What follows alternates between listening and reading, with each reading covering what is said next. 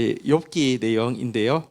오늘 이제 욥이 2차 이제 그 논쟁 엘리바스가 막 정죄하고 막 저주하고 이런 것에 대해서 대답하는 내용을 우리 한번 보도록 하겠습니다. 욥기 16장 1절부터 3절까지 교독하겠습니다. 욥이 대답하여 이르되 2절 시작. 이런 말은 내가 많이 들었나니 너희는 다 재난을 주는 위로자들이구나. 3절 제가 읽겠습니다. 헛된 말이 어찌 끝이 있으랴. 내가 무엇에 자극을 받아 이같이 대답하는가. 자, 욥이 이제 그 엘리바스가 또 막 정죄하고 저주하니까 2절에 보니까 이렇게 이야기하죠. 이런 말 내가 정말 이미 많이 들었다. 이렇게 이야기하면서요. 한번 따라 있습니다. 너희는 다 재난을 주는 위로자들이구나. 전혀 도움은 되지 않고 재난만 준다 이렇게 이야기했는데, 위로하러 왔는데 도움되는 게 아니라 재난만 준다 이렇게 이야기하는데, 여기 재난이라는 단어는 원어의 뜻은 번뇌라는 뜻입니다. 나름 막 이렇게 이렇게 하면 돼 저렇게 하면 돼 하면서 막 야단도 치고 막 얼르기도 하고 하지만 전혀 도움이 안 될 뿐만 아니라 번뇌만 많아지게 한다, 이런 이야기인데요. 여러분, 사실 우리가 하나님의 말씀이 올 때는 말씀이 온다고 해서 아프지 않은 건 아닙니다. 어떤 때는요 훨씬 더 날카롭게 수술합니다. 강도도 칼을 들이대고 의사도 칼을 들이대지만, 강도가 들이대는 칼은 안 아프고 아프고 의사가 들이대는 칼은 안 아픕니까? 아니요. 의사가 들이대는 칼도 아픕니다. 그런데 의사가 들이대는 칼은요, 여러분, 아프지만 그 이후에 평안을 주고요. 그 이후에 기쁨을 주지만, 여러분, 지금 친구들이 주는 것은요, 아픈데 그 이후에 번뇌만 많아지게 하는 것이다. 이렇게 이야기를 하고 있습니다. 신자는 여러분, 재난을 주는 위로자가 아니라요. 그러니까 번뇌를 주는 자가 위로자가 아니라 평안을 주는 위로자, 그리고 기쁨을 주는 위로자가 되어야 합니다. 우리는 할 수 없지만 의사 대신 주님의 마음 가지고 의사 대신 주님의 말을 전달할 때 이런 도구가 될 수 있습니다. 빌레몬서 1장 7절에 보니까요, 같은 말이라도요, 평안과 기쁨의 위로를 주는 이렇게 경우가 나와 있죠. 한번 같이 읽어볼까요? 시작. 형제여, 성도들의 마음이 너로 말미암아 평안함을 얻었으니 내가 너희의 사랑으로 많은 기쁨과 위로를 받았노라. 어떤 경우는요, 우리가 위로의 도구가 되고요, 번뇌 대신에 평안과 기쁨의 도구가 되어집니다. 주님이 주시는 답을 가진 사람, 그것으로 말하는 사람이 우리가 되어야 하는데요. 자, 4절 5절 한번 또 다시 교독하도록 하겠습니다. 4절 제가 읽고 5절 여러분 읽습니다. 나도 너희처럼 말할 수 있나니 가령 너희 마음이 내 마음 자리에 있다 하자 나도 그럴 듯한 말로 너희를 치며 너희를 향하여 머리를 흔들 수 있느니라. 5절 같이 한번 읽겠습니다. 시작. 그래도 입으로 너희를 강하게 하며 입술의 위로로 너희의 근심을 풀었으리라. 욥이 이제 지금 4절에 보니까 이렇게 이야기죠. 입장 바뀌어 있다고 하며 나도 내 마음에 저래서 저렇구나 하고 판단하는 마음이 생기고 나서는 그 다음에 아주 그 그럴듯한 이제 말을 가지고 논리를 가지고 그들을 향한 판단과 정죄를 이야기하면서 머리를 막 흔들 수 있다는 것입니다. 사람 누구나 판단하는 말 안 하는 사람이 머리가 나빠서 그런 게 아니에요. 생각이 없어서 그런 거 아니에요. 누구나, 여러분, 어떤 안 좋은 상황을 보면요, 누구나 판단할 수 있고 누구나 정죄할 수 있습니다. 너희들이 똑똑해서 그런 게 아니라 누구나 다 기본으로 할 수 있는 것이라는 거예요. 선악과를 먹은 사람의 죄인의 특징이 뭔지 아십니까? 선악과란 선과 악을 판단하는, 선과 악을 판단하는 나무예요. 누구나 딱 보면요, 금방 답이 나와요. 판단하고 정죄할 수 있어요. 그런데 나도 그럴 수 있지만 5절에 뭐라고 이야기합니까? 내가 만약 너희 입장이었다고 하면 먼저 너희를 강하게 하고 위로하는 말로 너희 근심부터 풀었을 것이다. 이렇게 이야기를 하고 있습니다. 여러분, 한번 생각해 보십시오. 우리가 하는 판단과 정죄 대부분 틀릴 수 있지만 예수님은 우리를 판단하고 정죄할 수 있는 충분한 자격을 가진 분 아니십니까? 그런데 성경에 보면 예수님이 우리를 판단하고 정죄하지 않았습니다. 유대 사회에서 대표적인 판단과 정죄의 대상이 수천 년 동안 두 가지인데요. 첫 번째는 나병 환자는 이스라엘 사회에서 아주 판단과 정죄의 대상입니다. 하나님께 저주받은 사람. 간음하는 여인도 판단과 정죄의 대상이었습니다. 근데 예수님은요, 그들 나병 환자들을 자연스럽게 어루만지고 또 심지어 현장에서 간음하다 잡혀 나온 요즘 말로 하면 빼박 팩트가 있는 여인도 나도 너를 정죄하지 않는다라고 이야기했습니다. 이 말이 예수님은 그러면 그냥 모든 사람에 대해서 판단하지 않고 정죄하지 않고 괜찮아 괜찮아 싫은 소리 하기 싫은 캐릭터여서 그렇습니까? 그건 아니죠.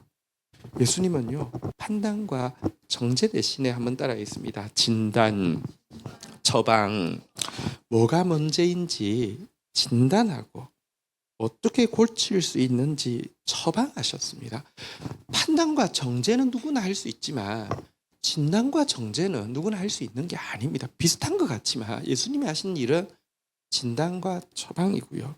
대부분의 사람들은 판단과 정죄를 하고 있는데요. 판단과 정죄, 진단과 처방이 어떻게 다른지 예를 한번 들어보면요.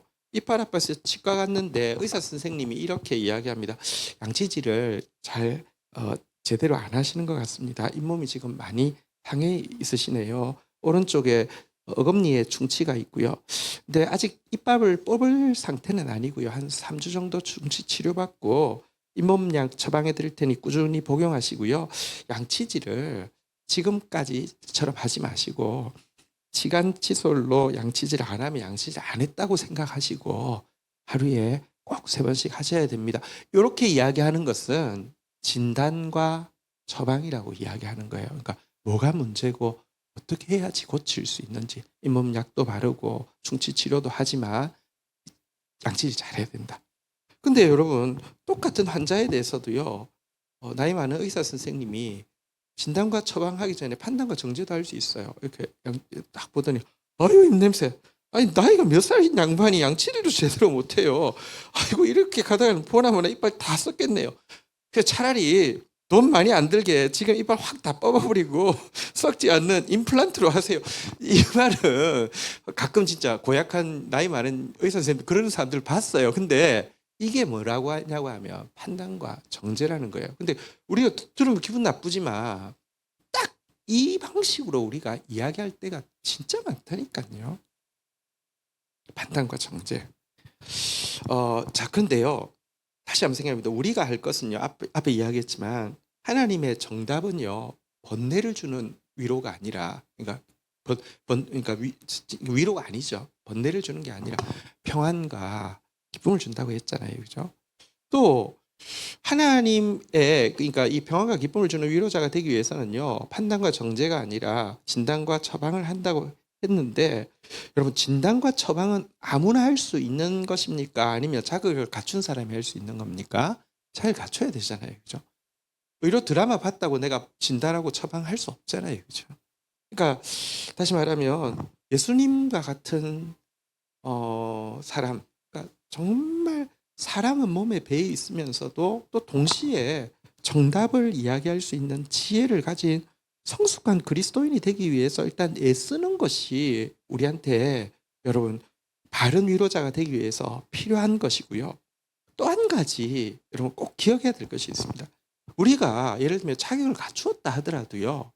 약간 제가 드라마를 본 적은 없지만 그 요즘 드라마 제목은 아는데 슬기로운 전공의 생활인가요? 맞아요? 예. 보셨어요? 다른 내가 드라마 내용은 잘 모르지만 보통 전공의들이 교수님 이렇게 따라다니며 여러분 사실은 이 사람들은 따라다니는 거잖아요. 그죠? 자, 보세요. 우리는 꼭 기억해야 됩니다. 우리 슬기로운 전공의 생활을 해야 되는데 여러분 진짜 의사 선생님은 누구라고요? 예수님이에요. 우리는 그 따라다니는 사람이에요. 따라다니는 우리가 사실은 예수님 잘 잘 보고 배우는 것과 함께 환자도 그래도 우리도 의사 옷 입고 있으니까 우리한테 선생님하고 막 물어본단 말이죠. 그때 우리가 해야 될 거 선생님 저 뭐 괜찮을까요? 솔직히 이야기 드릴까요? 3개월밖에 못 삽니다. 뭐 이 이야기 하는 게 우리 자리가 아니고요. 우리가 해야 되는 일은요. 보세요. 병원에서 이렇게 뭐 이렇게 교수님 어쨌든 그분보다는 전공의가 좀 더 편할 수 있잖아요, 그죠? 근데 전공의가 아픈 환자였을 때 선생님 막 물어볼 때 그러니까 무슨 막 이렇게 자기가 진단하고 처방하고 하는 게 아니라 뭐랄까요? 더 따뜻한 뭐 이렇게 사랑을 보여주고 또 사실은 크리스찬으로서 더 간절하게 기도하는 역할이 선생님 선생님 그러니까 제가 크리스찬인데 저 위해서 간절히 기도하겠습니다. 힘내십시오. 그게 사실은요 훨씬 더 많은 것을 주는 것입니다. 이 사실 우리가 기억해야 합니다. 사실요 우린 자꾸 착각하는데요. 더 정확한 판단이 있으면, 더 날카로운 정제가 있으면 정신 차리고 고치고 새로워질 거다라고 생각하는데요. 아니요. 대부분의 사람들이 사실은요. 이미 충분히 판단받고 있고요. 이미 정제로 피투성이가 된 상태에 있습니다. 사람들이 필요로 하는 것은요. 더 따뜻한 사랑이고요. 더 간절한 기도를 필요로 하고 있습니다. 우리 아마추어입니다. 진단과 처방은 주님께서 하십니다. 교회를 통하여서도 말씀을 통하여서 각자에게 또 하십니다. 우리 전공의 되시는 진짜 의사 되시는 예수님 곁에 있는 전공의로서 여러분 더 따뜻하게 사랑하고 더 간절하게 기도하는 게 우리 일이 되어야 합니다. 욥이 그러잖아요. 나도 판단하고 정죄할 수 있지만 나는 입술의 위로로 너희 건심을 먼저 풀었으리라 이렇게 이야기하는데 이게 그리스도인들이 관계에서 해야 할 일이라는 사실을 꼭 기억하시기를 주의 이름으로 축원드립니다. 사실 세상의 위로자들은요. 다시 한번 따라하겠습니다. 번뇌케 하는 위로자, 재난을 주는 위로자. 다 재난을 주는 위로자라 했는데 진짜 그렇습니다. 여러분 사람들이 위로하고 갔는데도 그 당시는 조금 위로받았다고 하는데 그 사람들 가고 나면요. 머릿속에 번뇌가 더 많아지는 경우가 많습니다. 다 재난, 그러니까 번뇌를 주는 위로자입니다. 그런데 그리스도인들이 좋은 점이 뭐냐고 하면요. 우리는요. 일단 예수님으로부터 진짜 위로를 받아본 사람입니다. 위로도요. 위로 받아본 사람이 위로할 수 있는 것입니다. 예수님으로부터 진짜 위로를 받아본 사람이고요. 또 예수님은요. 우리한테 우리를 수술하실 때 여러분 진짜 정답을 주셔서 그러니까 번뇌가 아니라 평안과 기쁨을 주는 수술을 하신 분이십니다. 그래서 정답을 예수님께 물을 수 있고 예수님께 받은 사랑이 있기 때문에 여러분 우리가 다른 사람을 재난을 주는 위로자가 아니라 진짜 정답을 주는 위로자, 참된 위로를 주는 위로자가 되어질 수 있습니다. 그런 사람으로 자라게 해달라고 기도해야 합니다. 고린도후서 1장 4절은 우리에게 약속하고 있습니다. 우리의 표대입니다. 같이 한번 읽어볼까요? 시작. 우리의 모든 환난 중에서 우리를 위로하사 우리로 하여금 하나님께 받은 위로로서 모든 환난 중에 있는 자들을 능히 위로하게 하시는 이시로다. 보십시오. 하나님이 우리를 어떻게 쓰신다고요? 모든 환난 중에 있는 자들. 어떤 분들의 환난은요. 사실은 이거는 정말 한 말 한마디도 못 꺼낼 정도의 환난 가운데 있는 사람들도 있습니다. 내가 경험해본 얕은 고난 가지고는요. 진짜 말 한마디도 못 꺼낼 사람들도 있단 말입니다. 그런데도요. 우리가 주께 받은 위로가 있고 우리가 주께 받은 수술이 있는 사람은요. 여기 보니까 모든 환난 중에 있는 자들을 우리가 능히 위로하게 하신다라고 이야기하고 있습니다. 얼마나 놀라운 일입니까? 주님이 하시면 하실 수 있습니다. 어쨌든 우리는 슬기로운 전공의 생활을 잘해야 됩니다. 우리 드라마를 안 봐서 그 교수님이라 불러요. 뭐라고 부르죠? 내가 교수님이라 부르는 거예요. 교수님 따라다니면 됩니다. 우리 예수님 따라다니면서 따뜻하게 웃고 진짜 안 보이는 곳에서 진짜 간절하게 기도하고 하면 능히 위로할 수 있게 하십니다. 할렐루야. 우리 이제 금산에 이제 여름이 되면 이제 캠프를 거기서 할 것인데요. 금산에 이제 뭐 서류상 뭐 일이 있어가지고 좀 이제 어제 갔다가 이제 오늘 왔는데요. 우리 금산에 이제 대안학교 목사님 그 다섯째가 저기 혈액암이 갑자기 생긴 거예요. 중2였던가 중3이었던가 아이가 중3이었던가 예 그랬죠. 혈액암이 생긴 거예요. 그래서 이제 사모님이 계속 이제 병원에서 이제 계속 이제 아이랑 같이 이제 지냈거든요. 항암 마지막 한 번을 남기고 있는데 그래서 마음은 있지만 뭐 이렇게 위로도 못하고 또 어쨌든 좀 그랬다가 이제 얼굴을 처음 뵀죠. 아이가 그래도 이제 많이 좋아졌다고 이야기하고 어제 이제 갔더니 이제 와 계셔서 이제 처음 뵀습니다. 근데 그런 이야기를 하더라고요. 그 병실에 가니까 태어난 지 뭐 몇 개월부터 뭐 5살, 10살 막 그러니까 어린 아이들 근데 그게 한 번에 좋아지는 게 아니라 거의 거기서 지금 생활한 지가 몇 년 되는 아이들이 너무 많다는 거예요. 그리고 뭐 이 말도 못하는 어린애가 아프면 이제 혈액암 그것 때문에 막 아프면요. 말을 표현을 못하니까 밤새 막 얼거리며 엄마가 보호자 한 명만 들어갈 수 있다면서요. 무균실 비슷한 것이어서 말을 못하니까 밤새 이제 애를 이렇게 안고 이렇게 돌아다닐 수밖에 없는데 자기는 말 다 잘하고 게다가 이제 나이도 이제 중3이니까 어느 정도 됐고 차도도 좋고 그러니까 자기가 진짜 뭐랄까 날라리 이제 간병인 그러니까 날라리 이제 부모 뭐 그런 느낌이 이래요. 근데 이제 같이 아프니까 그러니까 남의 아이들도 이제 같이 봐주고 뭐 그러니까 뭐 자기도 이제 뭐 해주고 막 하는 그 이야기를 하는데 사실 이 세상은 진짜 우리가 상상할 수 없을 만큼 많은 아픔들과 고통들이 있습니다. 그냥 우리가 잠시 잊고 있을 뿐이지 현실은 여러분 거기만 있었던 분들에게 이 세상은 어떤 것으로 느껴질까요? 진짜 욥기 말고는 별로 눈에 들어올 책이 없다고 느껴질 수도 있을 것입니다. 그런 것입니다. 그런데요. 어쨌거나 우리를 주께 받은 위로로서 모든 환난 가운데 있는 사람 능히 위로할 수 있게 해주신다. 이게 얼마나 참 소망이고 고마운 우리의 표대입니까? 우리 그런 사람 될 수 있기를 주의 이름으로 축원드립니다.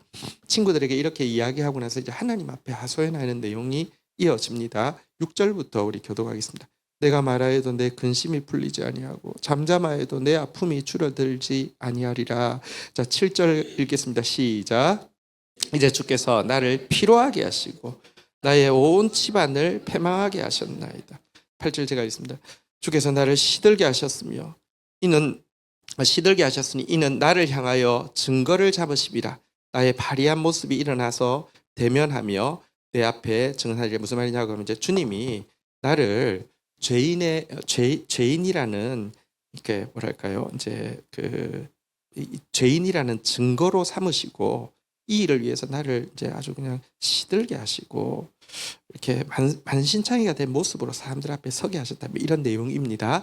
자, 9절 여러분 읽겠습니다. 시작. 그가 진노하사 나를 찢고 대적시하시며 나를 향하여 이를 갈고 원수가 되어 날카로운 누초리로 나를 하나님이 막 찢고 이를 갈고 막 날카로운 눈초리로 나를 보신다. 이런 이야기입니다. 10절 제가 읽겠습니다. 무리들은 나를 향하여 입을 크게 벌리며 나를 모욕하며 뺨을 치며 함께 모여 나를 대적하고 하나님뿐 아니라 사람들도 막 나를 향해서 막 다 몰려들어서 이렇게 한다. 이렇게 이야기합니다. 11절 같이 한번 읽을까요? 시작. 하나님이 나를 악인에게 넘기시며 행악자의 손에 던지셨. 나를 그냥 진짜 세속적이고 악한 사람들에게 던져서 조롱거리가 되고 막 멸시거리가 되게 하셨다. 이런 이야기입니다. 12절 제가 읽겠습니다. 내가 평안하더니 그가 나를 꺾으시며 내 목을 잡아 부서뜨리시며 나를 세워 간역으로 삼으시고 13절 읽겠습니다. 시작. 그의 화살들이 사방에서 날아와 사정없이 나를 쏘므로 그는 내 콩팥들을 꿰뚫고 그는 내 쓸개가 땅에 흘러나오게 하시는구나. 진짜 가만히 있던 나를 이게 관역으로 삼아놓고 사정없이 막 사방에서 막 화살들이 막 쏘으셔서 하나님이 쏘고 사람들이 쏘고 그렇게 만드셨다 이렇게 탄식하고요. 15절 14절 15절 그가 나를 치고 다시 치며 용사같이 내게 달려드시니 15절 읽겠습니다. 시작. 내가 굵은 배를 꿰매며 내 피부를 덮고 내 뿔을 티끌에 더럽혔구나. 하나님 뭐 끝없이 나를 치시니까 내가 이제 굵은 배를 꿰맨다 뭐 이런 표현은 지금 내 피부가 막 굵은 배처럼 막 찢어지고 터지고 찢어지고 터지고 이거를 그냥 막 꿰매듯이 막 이렇게 막 그러니까 너무 이렇게 딱지 났다가 막 이런 표현입니다. 그리고 뿔은 보통 영광을 상징하는데 내 뿔이 진짜 오물 덩어리에 떨어지게 하셨다 이렇게 탄식을 하고 있는데요. 여러분 그런데 사실 이제 욥이 이런 고통을 당하고 있는데 우리가 하나님이 나를 원수처럼 생각하고 하나님 나를 미워하시고 하나님 나를 버리셨다라고 생각할 때 느끼는 고통과 절망에 비교할 만한 것은 정말 없습니다. 욥은 지금 하나님 자기를 원수로 삼으셨다. 이유는 모르지만 원수로 삼으셨다 이렇게 생각을 하고 있는데요. 이 고통이 얼마나 큰지를 간접적으로 느끼게 됩니다. 그러나 우리가 이제 결론을 알고 있는데 사실 하나님이 욥을 원수로 삼지 않았고요. 결국 욥이 이 저주와 모욕 가운데 죽지도 않았고요. 이제 과거 일이 생각나지 않을 만큼 회복을 경험하게 되잖아요. 그런데 실은 성경에 보면 이처럼 하나님께 미움을 전부 받고 하나님께 완전히 버림받았던 존재가 있음을 우리는 알게 됩니다. 누구십니까? 예수님이시잖아요. 그죠? 예수님이 왜 십자가를 앞두고 할 수만 있으면 내게서 이 잔을 옮기시옵소서라고 고백했다가 나의 하나님 어찌하여 나를 버리셨나이까 이렇게 탄식하고 죽으신 이유는요. 예수님 정말 우리의 모든 죄를 다 걸머지셨기 때문에 하나님은요. 죄를 미워하시지 않으면 안 됩니다. 공의로우신 하나님이시니까요. 그리고 하나님 그 죄를 우리를 사랑하기 때문에 예수님께 지우시고는 예수님을 향한 정말 그 죽일 듯한 저주로 예수님을 버려버리셨습니다. 그래서 그렇게 절규할 수밖에 없었던 것입니다. 어쨌든 욥은 예표라고 할 수 있지만 사실 예수님은 실제로 이 욥의 지금 탄식의 이 내용들이 예수님이 지금 이제 겪으시는 십자가의 고난을 보여주는 것이라고 할 수 있는데요. 자, 그런데 우리가 한 가지 좀 생각해 보십시다. 욥은 재수가 없어서 어쨌든 이 케이스에 걸려서 예수님의 예표가 되는 케이스에 걸려서 이렇게 막 생고생을 하고 있는 것일까요? 여러분, 사실은 우리가 성장할수록 욥처럼 혹은 바울처럼 사실은요, 이 그리스도가 당하시는 고난들을요, 나누어 가지시기를 원하시는 것이 하나님의 마음입니다. 바울도 이런 고난을 했어요. 욥하고 거의 비슷해요. 고린도전서 4장 9절 한번 띄워보실까요? 저희 뒤쪽에 있습니다. 한번 같이 읽겠습니다. 시작. 내가 생각하건대 하나님이 사도인 우리를 죽이기로 작정된 자같이 끄트머리에 두셨으며 우리는 세계 곧 천사와 사람들에게 구경거리가 되었느라. 거의 욥의 고백하고 비슷하지 않습니까? 아직 죽이려고 그냥 작정을 하신 것처럼 우리를 대하신다. 뭐 천사, 그러니까 뭐 이게 영적인, 그러니까 그 뭐 하나님과 사람 사이에 이제 우리를 딱 떨어지면 천길랑 뜨지에 떨어져서 죽는 끄트머리에 세우시고 모든 존재들의 구경거리, 비웃음거리가 되게 하셨다라고 이야기하고 있는데요. 욥같이 경건한 사람, 바울처럼 헌신된 사람이 이런 고통을 겪은 것 그냥 죄수 없이 랜덤으로 걸린 게 아니라 사실은 성장한 사람들에게 주님이 원하시는 것임을 우리가 좀 생각할 필요가 있습니다. 이것을 뭐라고 이야기하냐고 하면요, 바울은 이렇게 설명합니다. 골로새서 1장 24절에 보니까 이런 고통을요 한번 같이 읽도록 하겠습니다. 시작. 나는 이제 너희를 위하여 받는 괴로움을 기뻐하고 그리스도의 남은 고난을 그의 몸된 교회를 위하여 내 육체에 채우노라. 여러분, 그리스도께서는 진짜 욥 혹은 바울이 예표한 그 고난을 전부 많이도 겪어내셨는데요. 그런데 예수님이 그리스도께서 당하신 그 고난을, 남은 고난이 있고 그 남은 고난을 욥에게 혹은 바울에게 혹은 또 성숙한 우리에게 같이 기쁨으로 나누어지기를 원하신다, 이렇게 이야기를 하고 있습니다. 이게 어떤 의미냐고 하면요, 우선은 그리스도께서 우리를 구원하기 위해서 지불하신 고난이 부족하다는 뜻도 아니고요, 그리스도께서 우리 개인뿐 아니라 교회를 구원하기 위해서 지불하신 고난이 부족하다는 뜻이 아닙니다. 충분합니다.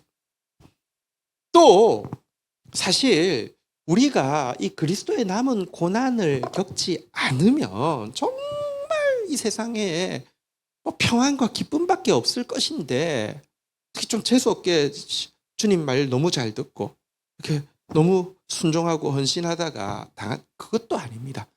세상 모든 사람은 고통을 다 겪고 있습니다. 단지 종류가 다를 뿐입니다. 그리스도의 남은 고난을 겪는 사람이 있는가 하면요, 정말 어리석은 고난, 후회할 고난, 그러니까 고난은 다 겪는 것입니다. 그리스도의 남은 고난을 우리로 하여금 겪게 하기를 원하시는 것은 무엇이냐고 하면, 그리스도의 고난이 부족해서가 아니라, 여러분, 그리스도께서 지금 이 땅에 계시면, 그리스도께서 지금 우리 교회를, 특별히 교회를 위한 그리스도의 남은 고난이 이루어지는 교회를 바라보시면 면서 가지실 그 괴로움을 나도 나누어 가지고 진다는 것입니다. 한번 생각해 보십시오. 교회를 위한 그리스도의 남은 고난 한 두 가지 정도라고 할 수 있습니다. 주님은 지금 교회를 바라보시면 괴로우실 겁니다. 여러분 한번 생각해 보십시오. 구약 교회 이스라엘 백성들의 모습 정말 역겹잖아요, 그죠? 신약 교회는 어떨까요? 신약 교회의 모습은 예수님 눈에 사랑스러울까요? 아니요. 우리는 막 이스라엘 백성들을 비난하지만 오늘 한국 교회를 보면요, 이스라엘 백성들보다 더 못했으면 못했지, 그렇지 않습니다. 신구약 교회의 모습, 사실요, 주님께 진노 가운데 버림받기에 조금도 부족하지 않습니다. 그런데 주님은요, 이 신구약 교회에 이 정말 정죄받기에 조금도 부족하지 않은 교회를 끝까지 사랑합니다.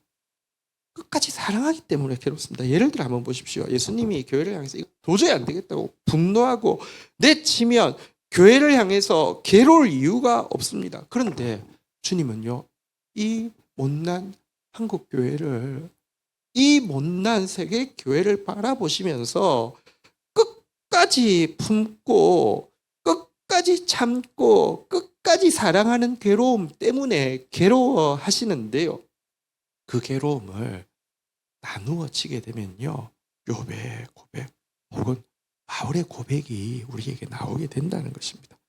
또 교회를 위한 그리스도의 남은 고난이란, 여러분, 예수님은 교회를 끝까지 참고 사랑하고 용납하는 것으로 끝이지 않고요, 이 일그러진 교회의 모습을 보면서도 교회의 완성되어질 모습을 포기하지 않는다는 것입니다. 한번 보세요. 용납하는 것까지는 제일 처음에 용납이 안 돼요. 자녀가 아무래도 용납이 안 돼요. 내 기준을 안 채우니까 용납이 안 돼요. 막 화가 나요. 그래서 엄청 참았어요. 근데 어느 날 내가 나이가 들어가기도 하고 그러고 나면 용납은 돼요. 용납이 되는데 포기해서 용납하는 것은 쉬워요. 그렇잖아요, 그죠? 뭐 그냥 막 그렇게 살면 되지. 예수님이 우리를 용납하시는 것으로 그치지 않고요, 못난 우리의 모습을 용납하는 것으로 그치는 사랑이 아니라 흠도 점도 주름 잡힌 것도 없는 영광스러운 교회가 되게 하시리라는 완전의 목표를 절대로 약화시키지 않고 사랑하십니다. 그게 괴로운 거예요. 보세요. 그냥 불쌍해, 이거 뭐 그래도 그냥 살아줘서 고맙지, 이 정도까지 오는 것도 괴롭지만, 여러분, 주님은 그 정도가 아니라니까요. 한국 교회를 바라보시면서요, 그냥 참아주지, 이게 아닙니다. 원래 가지고 계신 계획대로 흠도 점도 주름 잡힌 것도 없는 영광스러운 교회로 세울 때까지 포기하지 않습니다. 이게 그리스도께서 지금 교회를 바라보시는 괴로움인데요. 이 괴로움으로 누군가는 한국 교회를 바라보면서 끝까지 참아내면서 사랑하고, 한국 교회 현실을 모르지 않지만 끊임없이 하나님께서 원하게 주셨던 그 목표 완전을 포기하지 않고 살아내려고 하면요, 바울처럼 욥처럼 진짜 끄트머리에 세워가지고 조롱거리가 될 수밖에 없는 그런 고난을 겪을 수 있습니다. 물론 그래도 다시 이야기합니다. 나는 진짜 고난 없는 삶을 살 뻔했는데 괜히 교회를 사랑해서 이런 고난을 겪는다, 그렇지 않습니다. 여러분, 이 고난이 없으면 헛된 고난이 있는 것이고요, 의미 있는 고난이 있으면 무의미한 고난이 들어올 틈이 없는 것일 뿐입니다. 이왕 고통을 겪을 거 그리스도의 남은 고통을 겪는 것이 바울에게도 욥에게도 천국에서 영원토록 자랑할 일이고 감사할 일이라는 거 기억해야 할 것입니다. 자, 어쨌든 이렇게 탄식하고 나서 마지막으로 16절부터 18절까지 욥이 하나님 앞에서 이렇게 탄식해놓고, 근데 이렇게 마무리하고 있습니다.